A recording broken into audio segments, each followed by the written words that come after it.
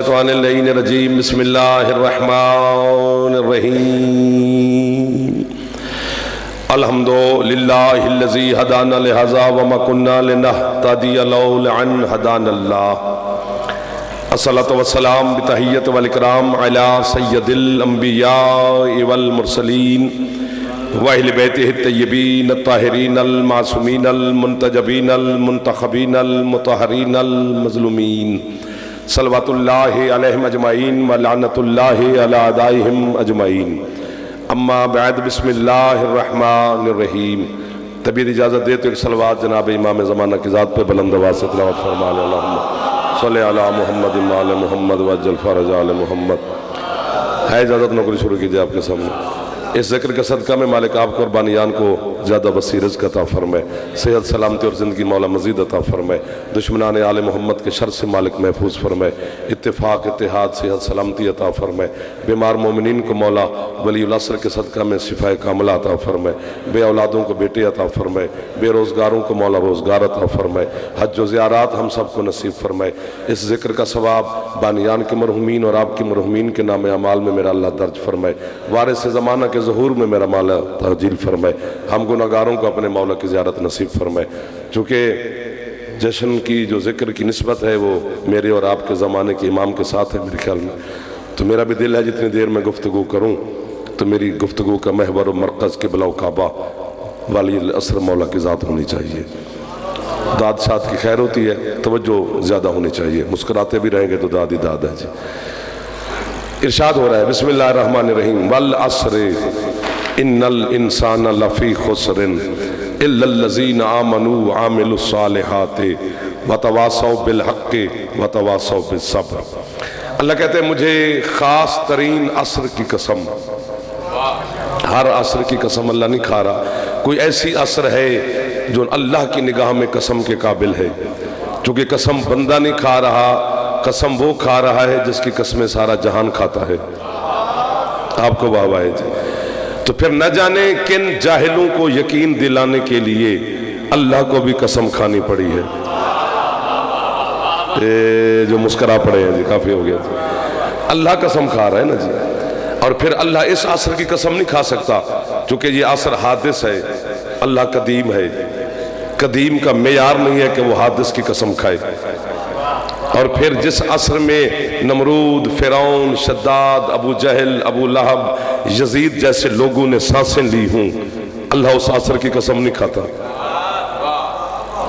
پتہ نہیں پھر کوئی عصر آئے تو صحیح نہ ایسی جو نگاہ توحید میں قسم کے قابل ہے 3 تفسیریں کی ہیں آپ کی اور میرے چھٹے امام نے اسی والعصر کی 3 میں پہلی آپ کے حوالے کرتا ہوں جو آپ مسکرا پڑے تو دوسری بھی سنائیں گے پھر مسکرا پڑے تو تیسری بھی جلدی جلدی نہیں تو پھر یا علی مدد ہو گیا جی تیرے چھٹے مولا سے پوچھا گیا مولا وہ عصر کون سی ہے جس کی قسم اللہ نے کھائی ہے فرماتے ہیں پہلی عصر تو وہ ہے کہ جس عصر کی نماز میں میرے دادے علی نے زکوٰۃ دی تھی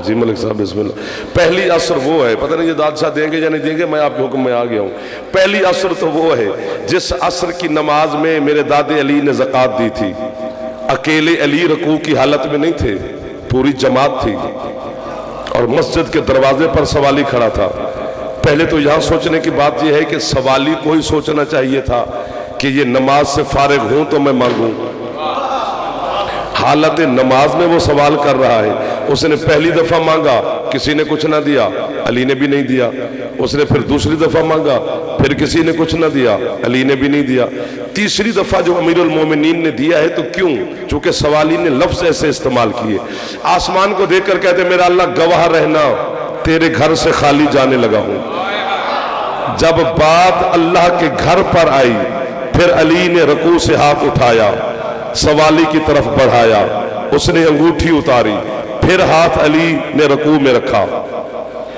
برادران اہل سنت کا اتنا بڑا عالم ہے کہ اسے امام کہتے ہیں غزالی جو اس نے جملہ لکھا ہے اس نے جملہ نہیں لکھا عرش اس نے جھولی میں رکھ دیا ہے وہ کہتے ہیں جو علی نے حالت رکوع میں انگوٹھی دی تھی وہ عام انگوٹھی نہیں وہ سلیمان ابن داؤد پیغمبر کی انگوٹھی تھی جس کی وجہ سے سلیمان کی پورے جہان پر حکومت تھی تو وہ کہتے ہیں علی نے سلیمان کی ساری حکومت اپنی جائیداد کی زکوٰۃ میں دے دی خیرات میں نہیں دی، زکوٰۃ میں دی ہے۔ خیرات اور زکوٰۃ میں فرق ہوتا ہے۔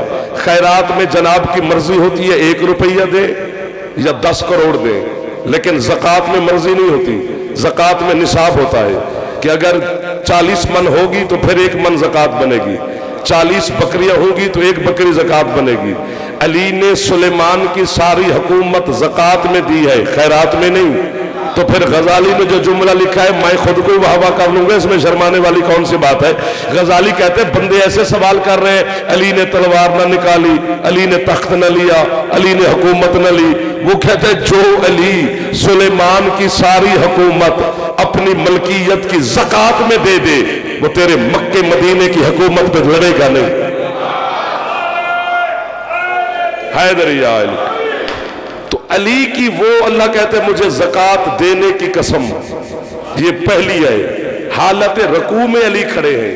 رکوع نماز کا رکن ہے، واجب سے بھی بڑھ کے ہے، اور تیری فقہ کا مسئلہ ہے کہ نماز کی حالت میں 2 کام کر ہی نہیں سکتے۔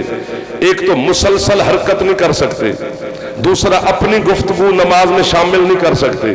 بندہ حرکت کرے تو بھی نماز باطل، اپنی گفتگو شامل کرے تو بھی نماز باطل۔ اللہ کی پوری کائنات میں صرف میرا مرشد علی ہے جس نے دونوں کام کیے ہیں۔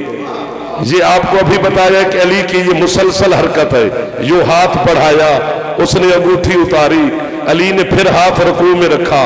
علی کی معاذ اللہ باطل نہیں، بلکہ اللہ نے اعلان کیا علی کی حرکت کو دیکھ کر، انما ولیکم اللہ ورسولہ والذین آمنوا الذین یقیمون الصلاۃ ویؤتون الزکاۃ وہم راکعون۔ جہاں پر آیت نازل ہوئی اور جہاں علی نے اپنی گفتگو نماز میں شامل کی، کب؟ 19 رمضان، سجدے میں علی چلی ضرب، سجدے میں سر رکھ کر علی نے کہا فزت برب الکعبہ، رب کعبہ کی قسم میں کامیاب ہو گیا۔ جہاں علی نے حرکت کی وہاں آیت نازل ہوئی، جہاں علی نے اپنی گفتگو شامل کی وہاں کامیابی بھی ملی، شہادت نے بھی قدم چومے۔ تو پھر ہمیں کافر کہنے سے تو مسئلہ حل نہیں ہوگا، کتاب پڑھنے سے ہوگا نا جی۔ نماز باطل ہوتی ہے نمازی کی، علی نمازی نہیں، علی خود ایک نماز ہے۔ سبحان اللہ سبحان اللہ سبحان اللہ، جو ہاتھ پھیل گئے وہ خیرات لے گئے۔ یہ پہلی قسم اللہ نے کھائی، علی کے زکوٰۃ دینے کی قسم۔ دوسری عصر کون سی ہے؟ فرماتے ہیں سجدہ حسین، جب کربلا کے میدان میں اکبر کے بابا نے سجدہ کیا، یہ دوسری عصر ہے۔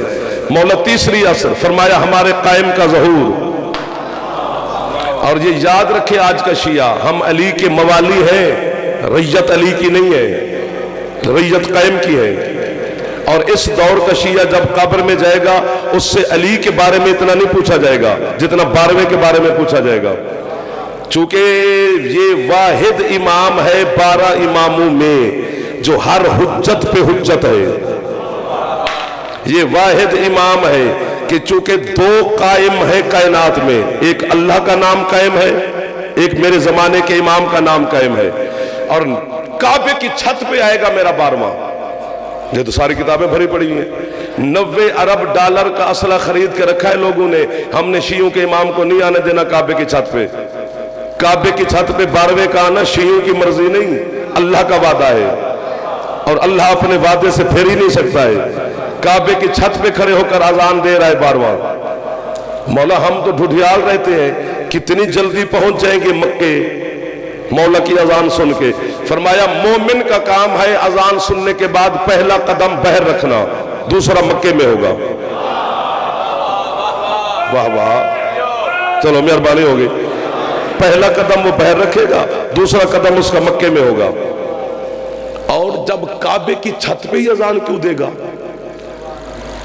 کسی اور جگہ پہ سرکار کیوں نہیں کھڑے ہو گئے؟ 2 توجیہ لکھی ہیں حضرت علامہ شیخ مفید نے۔ شیخ مفید وہ عالم ہے میرے مذہب کا جس کو زمانے کے امام نے بھائی کہا ہے۔ جب خط لکھا تھا تو کہا تھا یا اخی المفید، تو میرا بھائی ہے۔ 2 وجہ لکھی ہیں۔ پہلی وجہ وہ کہتے ہیں کہ جب ہم گندم کا دانہ زمین میں لگاتے ہیں وہی دانہ 12 مراحل طے کرتا ہے۔ جب 12 مراحل طے ہو جاتے ہیں پھر وہی دانہ ظاہر ہوتا ہے جو پہلے دن چھپایا تھا۔ اللہ نے بھی 13 رجب کو کعبے کی زمین میں ولایت کا دانہ لگایا تھا۔ جب اس نے 12 مراحل طے کر لیے پھر وہی علی کعبے کی چھت پہ آیا جو پہلے دن زمین رہا۔ آپ کو واہ آئے جی۔ تو یہ پہلی توجیہ لکھی ہے۔ دوسری توجیہ وہ کہتی ہے کہ بندہ کسی کی چھت پہ کھڑا ہو جائے تو سارے بندے حیرانگی سے دیکھتے ہیں، اگر اپنی چھت پہ کھڑا ہو تو سارے کہتے ہیں اپنی چھت پہ کھڑا ہے۔ قائم نے کعبے کی چھت پہ آ کر پوری کائنات کو بتانا ہے کہ اب دیکھو کعبہ گھر اللہ کا ہے، مالک ہم ہے۔ یہ اقتدار بتا رہا ہے میرا مولا۔ قائم سرکار کعبے کی چھت سے اذان دے کر قائم اتریں گے، چوتھے آسمان سے عیسیٰ اتریں گے۔ عیسیٰ بھی موجود ہے، قائم بھی موجود ہے۔ عیسیٰ بھی آئے گا، قائم بھی آئیں گے۔ عیسیٰ بھی نسل ابراہیم ہے، قائم بھی نسل ابراہیم ہے، چونکہ حضرت ابراہیم کے 2 فرزند ہیں، اسحاق اور اسماعیل۔ نسل اسحاق کا آخری فرد عیسیٰ ہے، نسل اسماعیل کا آخری فرد قائم ہے۔ لیکن اللہ نے فیصلہ کرنا ہے آنے کے بعد کہ آگے کون کھڑا ہے اور پیچھے کون کھڑا ہے۔ یہ تو پوری کتابیں بھری ہوئی ہے کہ قائم کے پیچھے پڑے۔ میں بتاؤں تو آپ چھوڑ کے چلے جائیں گے کہ کون کون قائم کے پیچھے پڑے گا۔ بندہ داد شاد نہ دے، منہ تو مسکراتا رہے۔ جس کے منہ پہ مسکراہٹ 12ویں کا نام سن کے نہ ہے تو پھر وہ کیا کرنے یہاں پہ بیٹھا ہوا ہے کہ عیسیٰ ضرور پیچھے پڑے گا، عیسیٰ ضرور پیچھے پڑے گا، عیسیٰ ضرور پیچھے پڑے گا۔ اس کی وجہ کیا ہے؟ حالت سرگوشی میں نے 12ویں سے پوچھا مولا پڑھیں گے تو سارے پر عیسیٰ پہ زور کیوں ہے؟ فرمایا اس میں ایک مسئلے کا حل ہے۔ اس دنیا میں ایک گروہ ایسا ہے نا جو عیسیٰ کو اللہ کا بیٹا کہتا ہے۔ میں نے کہا جی بالکل ہے۔ سرکار فرماتے جب وہی عیسیٰ میرے قدموں میں سر رکھے گا سارا جہان کہے گا جس کے پیچھے اللہ کا بیٹا پڑھ رہا ہے، خدا جانے پھر وہ کس کا بیٹا ہے۔ حیدری آئے بالکل سمٹ کے قریب آ گیا، ملک صاحب کا حکم کی تعمیل ہوگی جی۔ آخری جملہ میں جانے لگا ہوں، حسین کی عزت کی قسم، عیسیٰ پیچھے پڑے گا، عیسیٰ ضرور پیچھے پڑے گا۔ یہ تو مذہب شیعہ کا بچہ جانتا ہے کہ جو پیش نماز ہوتا ہے وہ افضل ہوتا ہے مقتدی سے۔ عیسیٰ جو پیچھے پڑھ رہا ہے مقتدی عیسیٰ ہے، میں قائم کی بات کیا کروں؟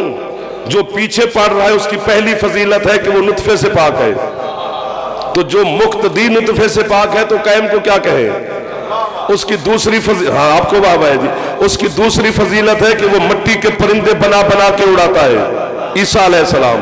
اس کی تیسری فضیلت ہے کہ اس کی ماں بطول ہے عیسیٰ کی ماں بھی بطول ہے، قائم کی ماں بھی بطول، لیکن دونوں بطولوں میں فرق قرآن نے بتایا ہے۔ جب عیسیٰ کی ماں کو کھانے کی طلب ہوتی وہ آسمان کی جانب دیکھتی، فرشتے دسترخوان لے آتے، لیکن جب کبھی فرشتوں کو ضرورت پڑتی ہے وہ قائم کی دادی سے کہتے ہیں ہم مسکین ہیں، ہم یتیم ہیں، ہم اسیر ہیں، ہمیں طعام دو۔ ہے وہ بھی عیسیٰ نبی حجت ہے، قائم بھی حجت، وہ بھی آئے گا۔ آج دیکھتے ہیں کہاں تک چپ رہتے ہیں، قائم بھی آئیں گے۔ مزہ تو لینا چاہیے نا کبھی کبھی ایسی بات کا بھی، قائم بھی آئیں گے، عیسیٰ بھی آئیں گے۔ آگے قائم کھڑے ہیں، پیچھے عیسیٰ کھڑا ہے، لیکن حضرت قائم عیسیٰ سے کہیں گے صحیح ایک دفعہ یا ابن مریم تو قدم للصلاۃ، آگے بار مجھے جماعت کرا۔ مریم کا بیٹا پیچھے ہٹے گا، مولا میں آپ کے سامنے کیسے کھڑا ہو جاؤں؟ فرمایا کیوں نہیں کھڑا ہو سکتا؟ اس نے کہا سرکار کعبے کو پشت کرو تو نماز نہیں ہوتی، امام کو پشت کرنے سے کیسے ہو جائے گی؟ حیدری علی جی، شیعوں کا امام نا ڈر کی وجہ سے چھپا ہوا ہے۔ کس بات کا ڈر بھائی؟ اللہ اقتدار منوا رہا ہے، کیونکہ شیطان نے اللہ سے کہا تھا کہ تو مجھے نکال رہا ہے، میں غیب رہ کے گمراہ کروں گا، تیری حجتیں ظاہر آ کر ہدایت کریں گی۔ اللہ نے شیطان کا غرور توڑا کہ میری بھی ایک حجت ہے جو غیب رہ کر ہدایت کرے گی، اور دوسرا اللہ نے اپنی غیبت کا مظہر بنایا ہے قائم کو کہ میں اللہ ہوں بھی صحیح اور نظر بھی نہیں آتا، کیسے؟ جیسے قائم ہے بھی صحیح اور ہے بھی غیب۔ اور جب سرکار تشریف لائیں گے تو اس وقت حالت کیا ہوگی جو قائم کی ریت ہوگی؟ دلائل الامامت کتاب کا نام ہے، وہ فرماتے ہیں یستغنون الناس عن الشمس والقمر والحجام والحمام والطبیب۔ قائم کے ظہور کے بعد لوگوں کو نہ سورج کی ضرورت پڑے گی، لوگوں کو نہ چاند کی ضرورت پڑے گی، لوگوں کو نہ حجامت کی ضرورت پڑے گی، لوگوں کو نہ ڈاکٹر کی ضرورت پڑے گی، اور قائم کی ریت کو غسل کی ضرورت بھی نہیں پڑے گی۔ طہارت کے اتنے جراثیم بھر دے گا اپنی رعیت کے اندر میرا بارواں کہ ہزار. آپ کے سرکار مصطفیٰ سے پوچھا گیا مولا جو آپ کا آخری بیٹا ہے وہ کتنی دیر حکومت کرے گا؟ فرمایا جب تک ایک ایک مومن کے ہاں ہزار ہزار بیٹا پیدا نہیں ہوگا تب تک میرا قائم حکومت کرتا رہے گا. اور اب بھی چپ کر کے بیٹھے رہو تو بیٹھے رہو, ہزار ہزار بیٹا بھی پیدا ہوگا اور رعیت کو غسل کی ضرورت بھی نہیں پڑے گی. اتنی طہارت کے جراثیم بھر دے گا اپنی رعیت کے اندر. 4 سال کے قائم مولا تھے جب غیبت صغرا شروع ہوئی ہے. جو سامرا کی زیارت کر کے آئے ہو, جہاں سرداب ہے یہیں سے غیبت صغرا ہے. سرکار عسکری مولا کا ایک نوکر تھا تو اس کی نوکری اتنی تھی کہ جب بھی سرکار عسکری اپنے بیٹے کو ملنا چاہتے تو اسی نوکر کو حکم دیتے جا حجت خدا کو اٹھا کے لے آ. میں ہوتا تو داد دیتا, حجت کہہ رہی ہے حجت کو اٹھا کے لے آ. وہ کہتے ہیں میں قائم سرکار کو لے آتا, اپنے بابا کی جھولی میں بیٹھتے, باپ اور بیٹا باتیں کرتے, میں ہاتھ باندھ کے کھڑا رہتا, میں نوکر ہوں میری کیا ضرورت میں پوچھوں, بس ڈیوٹی اتنی ہے. کہتے ایک دن مجھے سرکار عسکری نے کہا جا قائم کو اٹھا کے لے آ. میں لے آیا, جھولی میں بیٹھے, باپ اور بیٹا باتیں روز کرتے تھے لیکن آج ایسی بولی میں باتیں کرنے لگے کہ جس بولی کا شاید میرے فرشتوں کو بھی خبر نہ ہو. وہ کہتے میں نے پوچھا پھر بھی نہ کہ یہ کیا ہو رہا ہے. پھر مجھے حکم دیا جا چھوڑ کے حجت خدا کو. کہتے میں سرداب میں چھوڑ کے آیا, واپس آیا تو بادشاہ کے سپاہیوں سے حضرت عسکری کا سین بھرا ہوا ہے. انہوں نے کہا تو نے بھٹا اپنا چھپا لیا ہے. جس طرح فرعون کے سپاہی موسیٰ کو ڈھونڈ رہے تھے اسی طرح عباسیوں کے سپاہی قائم کو ڈھونڈ رہے تھے کہ عسکری کے بیٹے کو مار دیں گے آگے نسل ختم ہو جائے گی. وہ کہتے میں تو حیران ہو گیا کہ ان کو کیسے پتا چل گیا. کہتے مولا نے سپاہیوں کے سامنے مجھے حکم دیا جا کے اٹھا کے لیا حجت خدا کو. کہتے میں نے سرکار ان کے سامنے نہیں ہوں. میں تو نے سنا نہیں جا لیا. کہتے گیا میں پھر بھی نہیں. تیسری مرتبہ مجھے سرکار نے کہا اگر تو اب نہ گیا تو میں تجھے اپنے شیعوں سے نکال دوں گا. کہتے جب نکالنے کا حکم دیا تو پھر میں گیا. جیسے میں سیڑھیاں اتر کے سرداب میں گیا, آگے سرکار قائم تیار ہو کے کھڑے ہیں اور مجھے دیکھ کر کہتے ہیں پہلی دفعہ یہ آ جانا تھا, ضرور بابا سے ڈانٹ کھانی تھی. حیدری علی کہتے میں نے سرکار کو اپنے کاندھوں پہ سوار کیا, ابھی سرکار کے چہرے پر نقاب تھا. سپاہیوں نے دیکھ لیا, انہوں نے کہا جی بادشاہ بڑا کہتا ہے کہ بیٹے کو دربار میں بھیجو. مجھے حکم دیا کہ چل دربار میں لے جا قائم کو. کہتے جب میں نے کہا مولا دشمن کے دربار میں لے جاؤں تو اوپر سے سرکار قائم نے مجھے یوں کہا بابا جو کہہ رہے تو چل. کہتے جیسے ہم صحن سے باہر نکلے ابھی چہرے پہ نقاب تھا, ایسے لگا جیسے کروڑ ہا سورج سامرا میں طلوع ہو گئے ہیں. سامرا کی گلیاں لوگوں سے بھر گئیں, مرد اور عورتیں پتہ نہیں کتنے رش پڑ گیا. وہ تو بادشاہ کے سپاہی تھے, انہوں نے راستہ بنایا اور ہم دربار میں پہنچے. کہتے میں کرسی میں بیٹھ گیا, سرکار میری جھولی میں بیٹھے. بادشاہ نے اپنے جلاد کو کہا کہ نکال تلوار اور بچے کا سر قلم کر دے. وہ کہتے میں نے جب اس کا آرڈر سنا میں نے کہا یہ خبیث کا کہہ رہا ہے. ہم اکیلے کے دربار میں آ کے بیٹھ گئے. کہتے تب میرا حوصلہ بلند ہوا جب جلاد نے قبضہ تلوار پہ ہاتھ رکھ کے نا صرف زور لگانا شروع کیا, تلوار نیام سے باہر نہیں آئی. بادشاہ کے وزیر نے بادشاہ سے کہا تمہیں نہیں پتا اس نے کوئی پڑھ پڑھ کے دم کر دیا ہوگا اس لیے تیری تلوار نیام سے باہر نہیں آئے گی. وہ جو خنجر ہے خزانے میں وہ منگا. کہتے خنجر بھی آ گئے, پھر وہ بھی نہ نکلے. اس نے کہا جو جنگل کے 3 شیر بھوکے کھڑے ہیں وہ دربار میں منگا. بچے کو شیروں کے آگے ڈالتے ہیں, بچے شیر سور کھا جائے گے, ہم کہیں گے ہم کیا کریں جی شیر تھے وہ کھا گئے. کہتے شیر آگے سامنے کھڑے ہو گئے. بادشاہ نے مجھے وہیں سے کہا پھینک بچے کو شیروں کے آگے. کہتے میں کون ہوتا تھا پھینکنے والا, سرکار نے ہی مجھے اشارہ کیا تجھے کہہ رہے تو کر. کہتے میں نے شیروں کے سامنے سرکار کو اچھالا, 3 شیروں نے مولا کو ایسے پکڑا جیسے گرتے ہوئے قرآن کو کوئی قاری تھام لیتا ہے. سبحان اللہ سبحان اللہ سبحان اللہ سبحان اللہ. کہتے شیروں نے امام کو, اب نہ شیروں کے پاس پلنگ نہ چارپائی, زمین پہ لٹا کے نہ 3 شیر ایسے کھڑے ہو گئے جیسے کوئی بندہ بندگی میں کھڑا ہوتا ہے. تھوڑی دیر کے بعد سرکار اٹھے, ان 3 شیروں میں سے ایک شیر آگے بڑھا. اس نے اپنی زبان میں سرکار سے بات کرنا شروع کی. سرکار نے اسے کہا کہ اپنی زبان چھوڑ, جو ان سب کی زبان ہے اس میں بات کر تاکہ سب کو پتا چلے تو ہم سے کیا کہہ رہا ہے. تو شیر عربی بولنے لگ گیا. اس نے کہا سرکار میری تو دعا تھی, میں آپ کی تلاش میں تھا کہ کبھی آپ سے ملاقات ہو جائے. تو اللہ نے چلو اس حوالے سے میری دعا قبول کر لی. تجھے ضرورت کیا تھی؟ مولا فرماتے ہیں مجھ سے ملاقات کرنے کی. اس نے کہا سرکار ایک شکایت لگانی ہے. کس کی شکایت لگانی ہے؟ ان 2 شیروں کی. وہ ان کی شکایت تو نے کیوں لگانی ہے؟ کہتے سرکار ہم ایک ہی پنجرے میں ہوتے ہیں تینوں شیر، یہ ہمیں اکٹھی خوراک ڈالتے ہیں.